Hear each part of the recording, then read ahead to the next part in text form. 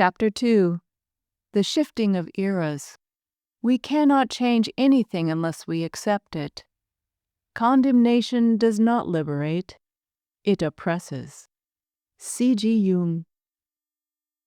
A Romanian folk song danced off the strings of a battered violin outside the door of Shakespeare & Sons bookstore of Berlin, nestled in the Prenzlauer Berg neighborhood. The musician was hired to attract theater-goers to the performance that evening. But since the house was already full, he turned his attention to entertaining those without tickets, standing outside in the late summer breeze. It had been 20 years since I submitted my last play for production, Bite Your Tongue, which was being readied for tonight's performance. Long ago, it had been so harshly and immediately rejected that I left the theater world. The play is a comedy about an exuberant group of high school students from an all-white cowboy community in a remote corner of Oregon who pick August Wilson's Pulitzer Prize-winning play Fences for the school's spring theatrical production. A young drama teacher, fresh out of college and in her first job, is easily persuaded by the students on the literary and social merits of the play. The teacher tries to fend off cultural appropriation and bring respect and dignity to the performance by requiring her students receive formal instruction using Green's African American Vernacular English, AVE, and Dillard's Black English grammar texts. Although struggling, the students enthusiastically dive into the grammar with commitment and dedication. Soon, their practice bubbles beyond the confines of the school and onto the cow paths of their small conservative community. Of course, all hell breaks loose. The white community in Bite Your Tongue struggles with the idea of racism by mistakenly believing it could not apply to them since no black person has ever visited their community. The play addresses America's collective refusal to acknowledge its most crippling social ailment. More fundamentally, it answers the social call in reaching toward a solution to unite a fractured nation through storytelling. The idea for the play came to me while watching massive protests in Compton, California, over the school board's controversial proposal to teach AVE grammar and structure as part of language curriculum. It came during a wave of Black student activism seeking Black studies programs be offered at the college and high school level. The Compton School Board was considering the benefit to their students of being taught in their native variety of English as a legitimate, grammatically correct language, and then use it to teach them standard English. The proposal failed. I knew the play was edgy for the 1990s when it was, and it remains still, strictly unacceptable for white Americans to speak AVE, but especially when even Black Americans were not allowed to speak it in school. But I thought it was time to open the conversation on how even remote white cowboy culture is shaped by urban Black culture, and how white Americans can transform their dread of guilt into pride for having overcome it. As touchy as the subject was, I thought the world was ready for it because this was a comedy about overcoming racial paralysis. I envisioned it would be brought to the stage in the hands of a Black director and crew, who would in turn collaborate with the mostly white cast. I was brutally mistaken.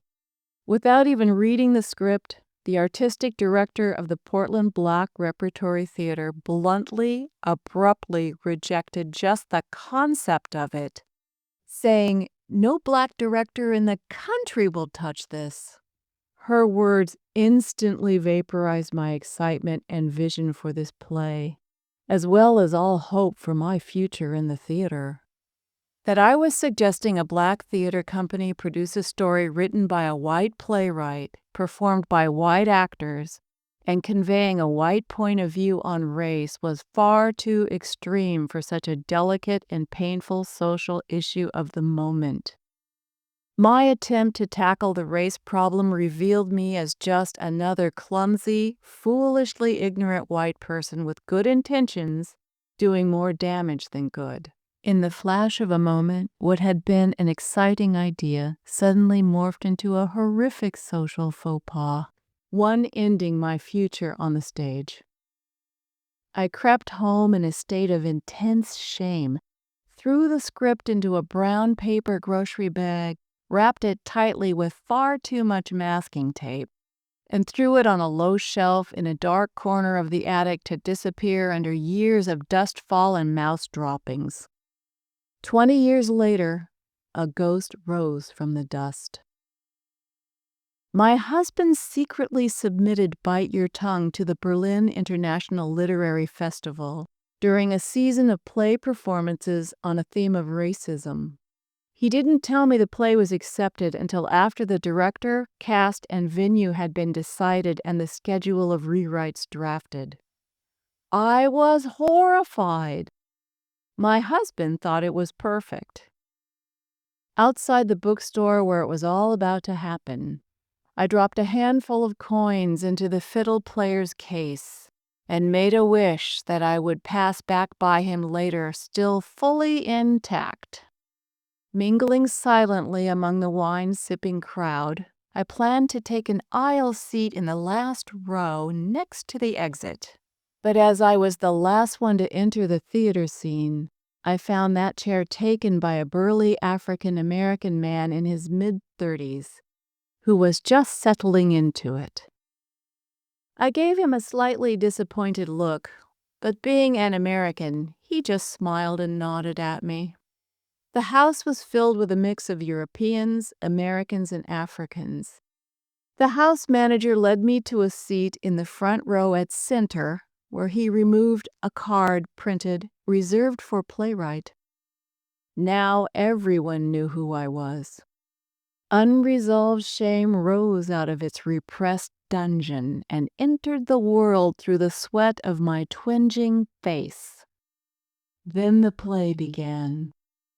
Then the audience laughed. Then I was confused. Then they laughed again, a lot.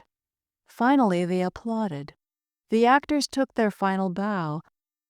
None of this sunk into me as I tried to make a getaway, but my path was blocked by the man who had taken the aisle seat in the back row.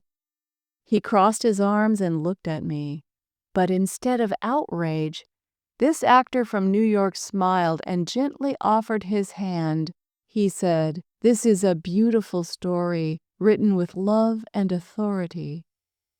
At first I thought I misunderstood. Seeing my puzzled expression, he repeated the compliment. And with that, my dignity was ransomed back from 'neath the dust upon the shelf within the stack. In the foyer, theater patrons offered friendly and constructive feedback as they sipped sweet Riesling and munched on sour German black bread. Their toes tapped to the fiddle player, the gnome of my wishing well, now moving through the crowd inside. I reached into my bag, pulled out every cent I had, and dropped it into his fiddle case, resting at the cash register. What was impossible to produce 2 decades before was now warmly received by Americans, black and white, in the audience. While many different variables contribute to the change, the most fundamental force for me was the coming of an extremely rare shift in the social call to write that happens once in several hundred years. Any story, even a well-crafted one, will encounter audience block, or in my case, director's block, when it fails to address the pressing social call of its epic. I had submitted the play 20 years too soon. Bite Your Tongue was written for the coming era of postmodernity, one not formally arriving until the early 2010s. It was never a play for the previous era of modernity into which I had submitted it. The first 2 eras of the Western world, born of Europe and its diaspora, have left us deeply wounded in the third. Untreated, that wound moves ever deeper toward the very bones of the West. Our path to healthy recovery must be taken up in the hands of our writers, who are called to bravely and compassionately return us to our glorious and insidious, beautiful and ugly, heavenly and evil past, in their role as skilled metaphysicians.